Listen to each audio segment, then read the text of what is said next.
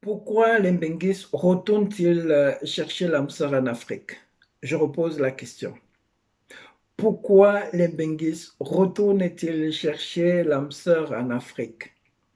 Cher ami, cette question, je dois l'avouer, résume pour moi le paradoxe d'une vie, d'une existence, celle du Benguiste.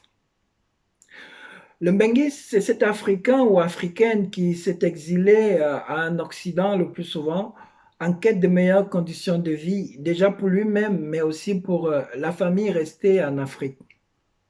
Et si son sort se trouve enviable ou envié par certains en Afrique, parce qu'il est considéré comme la Banque mondiale, Fonds monétaire international de sa famille, il faut dire que cela ne représente que la partie visible d'un iceberg trop souvent fait de souffrances, de galères, de dures épreuves, de difficultés, de tristesse, mais aussi de paradoxes.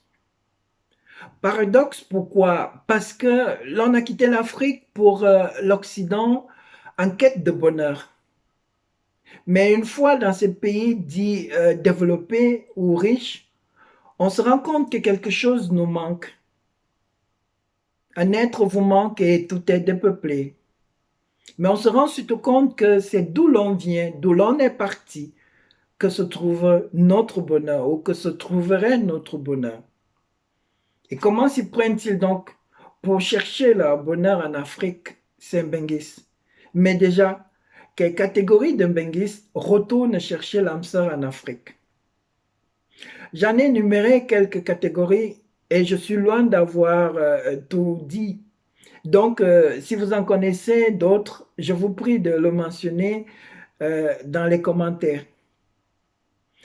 Ma première catégorie, c'est celle dite des persona non grata, c'est-à-dire ces Africains ou ces Benguis qui ne sont pas les bienvenus dans le pays d'accueil et donc qui ont de la peine à s'intégrer, à se faire de vraies amitiés, de vraies rencontres et donc à trouver l'âme sœur.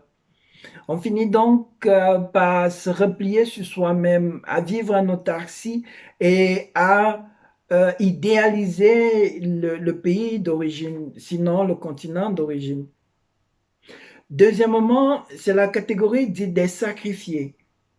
Ce sont ces Benguis qui doivent travailler durement, mais doublement, pour se prendre en charge déjà, mais aussi la famille restée en Afrique. Ce sont des sacrifiés parce que ils doivent travailler tout le temps, même les week-ends. Et finalement, ils passent à côté d'une vie ordinaire, d'une vie normale de tout le monde, parce que incapables de se faire des amis, incapables de trouver l'âme sœur.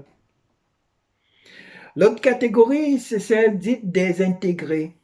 Ce sont ces benguistes qui ont trouvé leur place dans le trafic, qui se sont mis même dans des relations avec des occidentaux.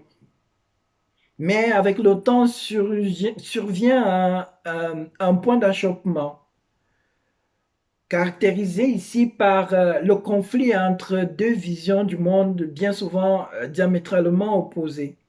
D'une part, c'est la vision occidentale de la vie, marquée ou caractérisée par le triomphe de l'individualisme, le je suis dont j'existe.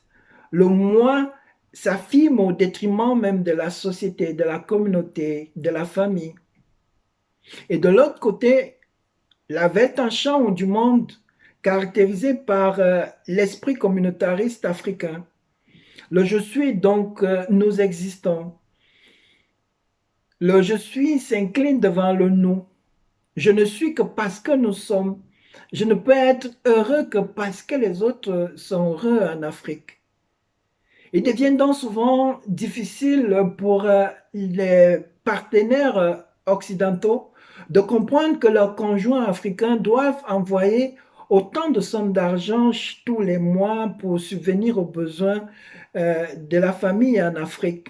Pourtant, ces sommes d'argent-là doivent être investies dans les projets communs ici en Occident. Et si aucun compromis n'est trouvé, c'est la rupture. À côté de cela, il y a la catégorie dite des parvenus. Ce sont ces Mbenguis qui ont fait du sésame ou de la naturalisation le summum, j'allais dire l'Himalaya de leur vie. Et un beau matin, ils se réveillent américains, français, anglais, allemands et que sais-je encore, et se découvrent des demi-dieux. Parce que désormais, ils appartiennent au monde des puissants et se croient puissants eux-mêmes. Ils vivent désormais comme des gens à qui on ne peut plus rien dire, à qui on ne peut plus rien apprendre. C'est le cas de ces femmes qui singent les femmes occidentales, mais dans leurs pires défauts. En relation, aussitôt que survient un problème, elles sont au téléphone pour appeler la police parce qu'elles savent que voilà, les Africains en Europe, en Occident, c'est la dernière race protégée. Chez les hommes, c'est ces hommes-là, ces benguistes-là qui sont incapables de faire descendre les poubelles, qui ne veulent même plus faire descendre les poubelles, à qui on ne peut plus rien dire, qui veulent traîner jour et nuit avec leurs copains sans avoir de compte à rendre à personne. Et finalement, aucune vie à deux n'est possible. À côté de cela, il y a la catégorie du paradis africain. Ce sont ces Benguis qui vivent en Occident comme s'ils étaient de passage, comme s'ils vivaient au brouillon. Et même s'ils se font des rencontres, même s'ils tombent amoureux ou qu'on tombe amoureux d'eux, cela ne compte pas parce que, voilà, le vrai amour, le bonheur n'est possible qu'en Afrique.